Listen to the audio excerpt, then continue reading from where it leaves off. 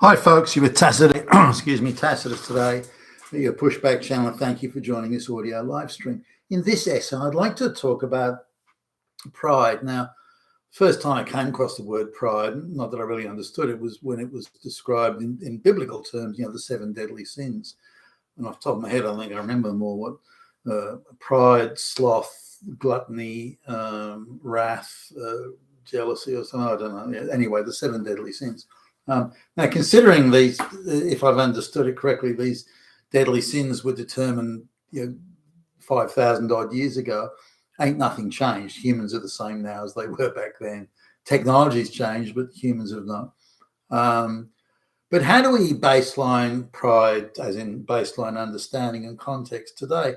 If I look around, like go online, it seems to be pride is used as a close approximation of greed or even haughtiness or excessive conceit and this sort of thing. So pride's someone that goes to the shop to buy a hot new outfit just so they can swan around and pose in it. That's pride.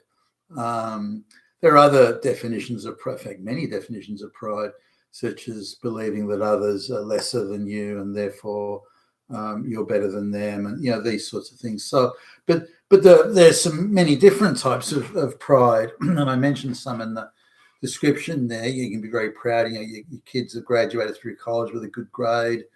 You're really proud of the work they put into it and how they've, they're a diligent, conscientious student. All that sort of stuff. Or it can be pride in just work that you've done. You've gone out into your shed and built made a new table or a chair or something, and it can be the way you did the gardening in your garden, and you've got out all the weeds and the garden's looking really great. That could be pride in that. So I can't see what the problem is in pride like that. It's where it crosses over, I think, into conceit and haughtiness and just sheer flamboyant ostentation, that type of thing. Nonetheless, there's a pride, and this is why I'm sort of covering this. A former colleague of mine, I quite like the guy. Now he's a hardworking, high IQ, high energy, high accomplishment guy, and he's I don't know, 5 years younger than me, I suppose. And he I'm not in daily contact with him or anything, but he called me up for a chat. I think somehow I've acquired the role of, elder brother confessor or something for him, but because he only seems to call me when he wants to have these sort of deep and meaningful heart-to-heart conversations. But so we caught up, had a coffee and everything, and he was telling me, I think he's either quit or left his job, or the company closed down, or something. I don't know what it was. So he's looking for a new job, and he does. I don't think he particularly needs the money, but like any sort of high energy, high accomplishment guy, a lot of credentials, a lot of achievements. He wants to do something, and every economy and every company and everything should relish the idea of there's guys like him going around, looking for opportunities to apply their skills and capabilities and knowledge and so on and so forth. But he was complaining about that he doesn't want a job or doesn't want to take a job or even go through the interviewing process if he's got to put up with affirmative action and diversity hires and low IQ flunkies and that sort of thing. And now, we need to understand, I guess, that affirmative action and DEI and race gender quotas is pretty much everywhere now. It's only in the small sort of businesses where they just can't afford any of that, and where there's no real legislation, and where they're competing for customers in the open market rather than trying to sell to government. It's only there that you find that DEI and AA hasn't sort of bitten deep. Now, the incompetence and and I see this firsthand, the incompetence and the ineptitude, the horrible dead weight, stone around the neck drag on productivity and creativity and just sheer basic conscientious behavior, diligence, and even giving a shit, that sort of stuff. That's pretty much all gone now. And that's the effect of DEI. In a DEI company, they'll absolutely move heaven and earth and go crazy because if someone uses, the N word or something.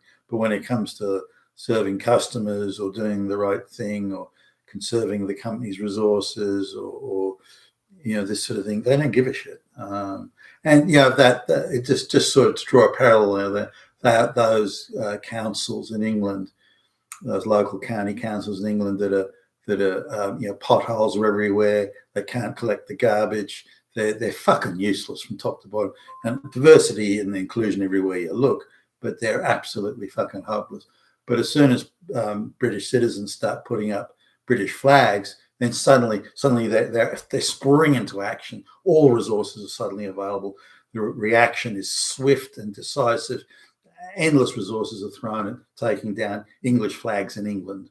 I mean, that's really that's classy behaviour.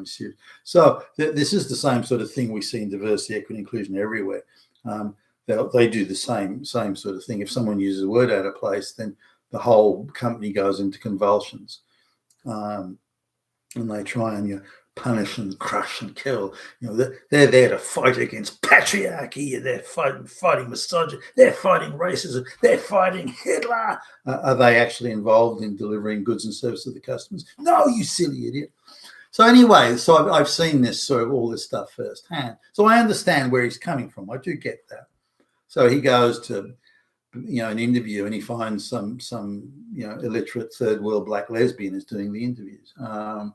And he's got a problem with that. Someone of his sort of stature and status and capability shouldn't have to do that. Firstly, the company should be employing competent, qualified, credible people in those roles, not diversity flunkies.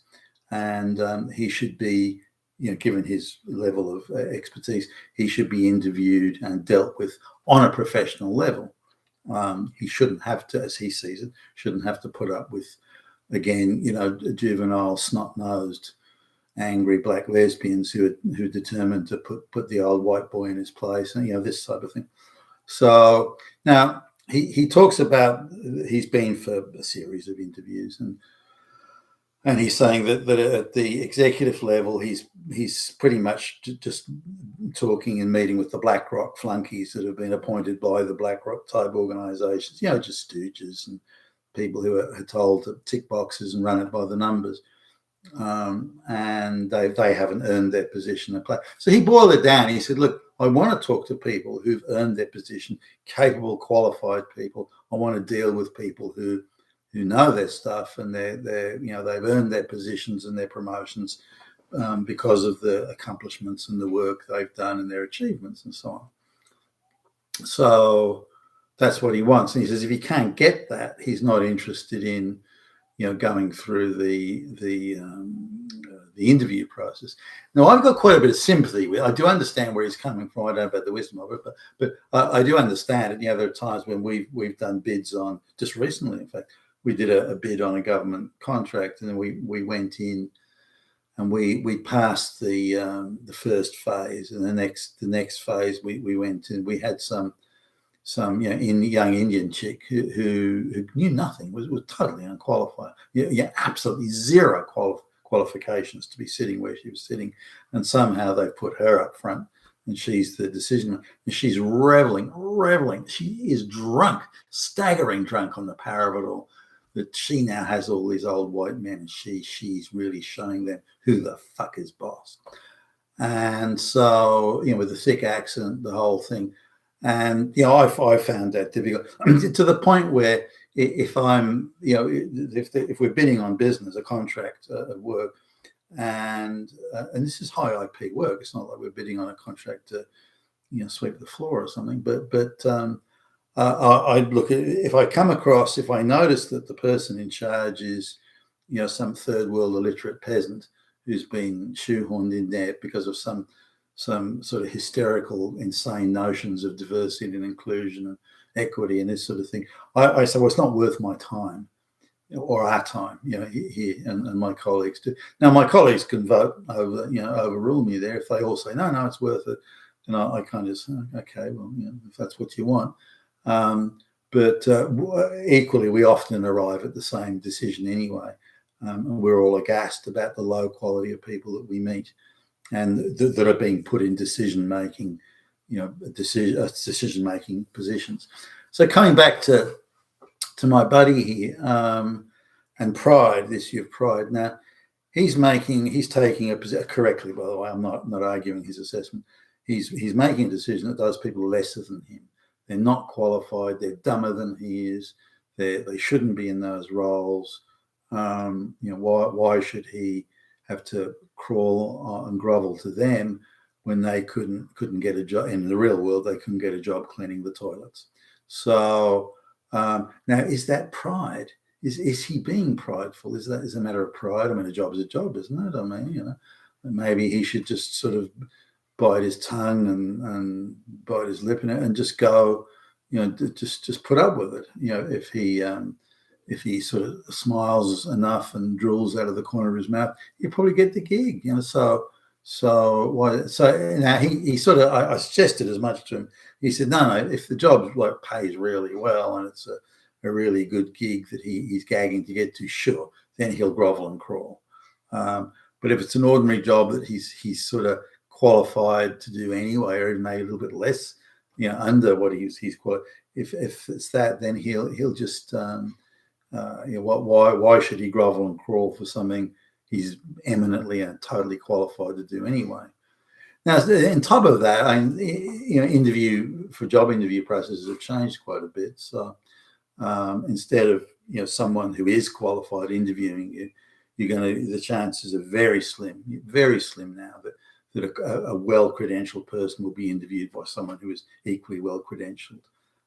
You may get that, say, in some of the upper end of the STEM type jobs, the engineering or rocket science, but even there, they've still got a lot of quotas, race, gender quotas, and so on. So even there, it's not 100%. Now, I'll go. This is not recently, but I'll go through my own experience to just add to this idea of pride. And I would say I am a reasonably proud person, but I take care of my presentation. I want to be fit and all this sort of stuff. I want to be seen as a professional in my field and so on and so forth. I'm not sure I'd necessarily call that pride, but let's just say for the moment it is. For example, when I look at the third world illiterate peasant sitting in there, given the job of making technical selection of people who've bid on a certain project, I'm outraged by that. Why is that person there? They don't even have 1% of my expertise, and they're judging me or judging our organisation and the services we provide. I mean, that's an outrage. Is that pride, or is it a practical assessment of a ridiculous and absurd situation?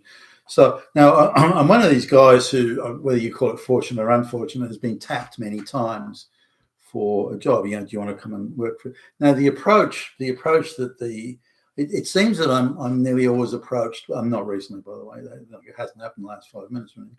I'm typically approached by people who I wouldn't hire, and that's an interesting sort of thing. And where I don't really have any respect for them in terms of their capability, their credentials, have they earned the position, this sort of stuff. These are people who got their jobs through various crony networks, and that they haven't. I don't think they're qualified in the roles they're in. Anyway, they give me a call. Hey, Billy Bob, why don't you come and work for me? Not work for the company or for the business. They make it very personal, quite paternal, really. Come and work for me.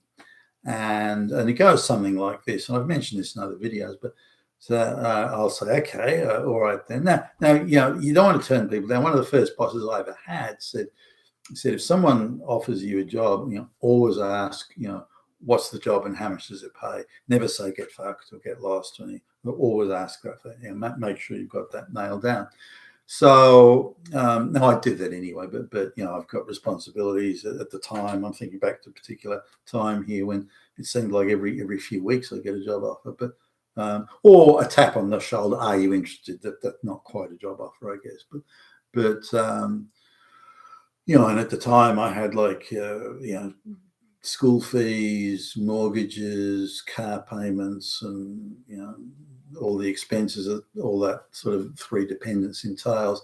So it was all down to me. I had to bring the bacon home every day. So I'd ask, well, all right then, I've got a secure job now. I'm doing well. What is it you're offering? Well, how much you want? And I don't even know what the job is yet. No, it's the salary is going to be related to the job. I mean, do you know what job? Are you thinking about a particular job for me? So I'd ask them. Oh, it'll be something suited to your capabilities. And what the fuck does that even mean? Is there a vacancy there or not? Do you have a hole that needs filling or not? It'll be something suitable to your talents. I mean, what the fuck does that even mean? So, all right then, okay, we'll go apart. And I could see from the way that he hadn't thought about it, or if he had thought about it, he didn't want to tell me. And so why would you call me and say, do you want to work for me when you don't even know what it is you want me to do? I found that strange. Then I'd say, well, how much does it pay? What salary are you thinking of?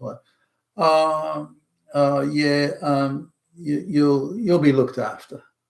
What does that fucking mean? And we're back to the paternal type stuff again. But the bottom line was I want you to be my creature. It was that was really the bottom line of it. And what you do. I mean, I'll pay you, whatever. But like say at the time, I was getting, I don't know, I'm just in round numbers. I was getting $100. I need to know how much it's going to pay. Really, it's important.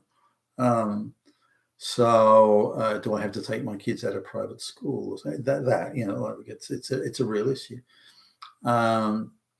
So I would turn it down because, okay, someone of my stature, someone of my experience, credentials, knowledge, capability, achievements, I want to be treated with more respect than that. I want you to say, look, Billy Bob, we like, I mean, already the guy must like what I'm doing if he's calling me, but all right, Billy Bob, look, we want you to be the vice president of the parking lot, or whatever the job was, or the head of this or VP of that, and the salary that's assigned, because in those sort of companies, most of these jobs have approximate salary that's salary range. It pays between A and B, and really that's all I wanted to say. Okay, the job's VP of this, and it pays that, approximately that. We've got a bit of rubber we can negotiate over, but that's about the size of it. Then I could have given him an answer pretty much on the spot. If it was good enough, then I'd have moved. If it was about what I was getting and I was heading into a scenario of risk, then I wouldn't do it. Now, again, I was tapped a number of times, and I turned it down because you're not showing me enough respect. I'm a professional. Treat me as one. Don't treat me as some little flunky creature of yours. Treat me as a professional. Is that prideful? And if so, is that really ultimately injurious to my position or anyone in that situation? Now, there are other times where the guy calls me and it's a similar sort of thing, and he says, okay, I have to put you through the system. And so you'll need to sort of meet with the HR director. Now, the HR director is this angry Jewish lesbian who spends, the first half hour telling me how she's going to smash the patriarchy and the misogyny and this and that. The next thing, I mean, she's a radical activist. How does some radical activist like that get into the HR department or get into the company at all? So I sat there quietly and listened to this, and then she said, well, okay, well, you're not getting a job here until you satisfy me that you're the right sort of person for this company. I said, so that's it, finished. So I continued to smile. I didn't want to embarrass the guy who had called me, or for that matter, burn any bridges with him. So I just smiled and nodded and thank you very much and lovely talking to you, and got the fuck out of there as quickly as I could. There are other times where where they were very keen to get me, actually, and just before I started, they put a woman in as the executive vice president. She hadn't earned it at all. She's an affirmative action position, but I knew her and I quite liked her. We got on well. So I was kind of going to look past that and go, okay, well, even though she's been put in this role, the guy who'd been in it previously, I respected very much. I thought he's really good. But he's moved on or gone somewhere and they've put her in there. She's not even half of what he was. But again, I did like her. I did get on well with her. So, okay, I'll put that to one side. Then they introduced me to, again, very keen to get me, introduced me to the people who would be on my level, like the junior VP type level people. And there was the marketing director who was an affirmative action diversity hire, some snot-nosed tooty blonde chick. Then there was like the operations manager who was another woman. Then there was another guy. He was the gay guy and this and that. So a lot of very affirmative action sort of shit going down. And I thought, no, I'm better than, I viewed all the people they introduced me to as 2-bit amateurs. They were over-promoted to the shit. And I thought, I don't want to work alongside low-quality people like that. I'm a kick-ass professional. I want to work with professionals, people who really earned their stuff and they're high energy and they're out to get the job done and do a good job. Those people are just 2-bit flunkies, stooges. So I turned the job down, and they were a little bit concerned by it. The lady I spoke to sort of took me out for a cup of coffee and tried to talk me and said, hey, you need to change your mind here. Now, the money it paid was okay. It was pretty decent. It wasn't shit money. But I thought I could do better, and I turned that. So do we, in fact, injure ourselves, cause ourselves problems, deny ourselves opportunities through pride? Now, if I'd been a lesser credentialed individual, I probably wouldn't have thought those people were low quality. But I turned down pretty much every job that was offered me. I turned it down. Not that any of those jobs were like super well paid. I mean, if they'd really thrown serious money at me, I'd think, oh, hey, I'm on board. So to what extent they were paying only a little bit more than I was getting. If I was getting, this is like quite a while ago, if I was getting like 185,000 a year, they were paying 210,000 a year. And given the risk and all that sort of stuff, it wasn't for that amount of money in that tax bracket. It just wasn't worth it. So I didn't go with it. But is that pride? Do we say, well, I'm better than them, I'm better than her or him or this or that, and therefore deny ourselves opportunities that otherwise would? I mean, here's another one recently. It was this is a smaller outfit, and they came to us to help them out with some legal or contractual, not so much legal, but contractual issues that they were dealing with. And the person, one part of our team, the guy from our team was going to go and do that. It's only really a one-person job for a week or two. He couldn't go, and so I ended up being the third in line. So I thought, well, I'll do it. And we were meant to be working independently and not involved with the others, other than the initial dump of information they would give us. And the CEO of the company came along and said, oh, well, look, I can't have you sort of doing around. Now, he's seen me, and I'm older than him, vastly more credentialed than him or any of the people there. And he decides that, okay, look, you have to report. So there's this junior flunky there. Oh, you have to report to him. He's going to tell you what to do. And buddy, get someone else to do it. No, I'm not having that. Now, there was only a few bucks in it. This is not a lot of money. But the situation was so absurd that I viewed that as untenable. But is that pride? And at what point do we say it's prideful or excessively prideful? And is it really a deadly sin? This is not Joseph in the coat of many colours, where he's got the hot-looking coat and his brothers try to kill him and throw him in the pit or something. I mean, we're looking at something a bit different there. I'll be interested to see your thoughts below. You've been Tacitus today, your Pushback channel. Thank you for listening.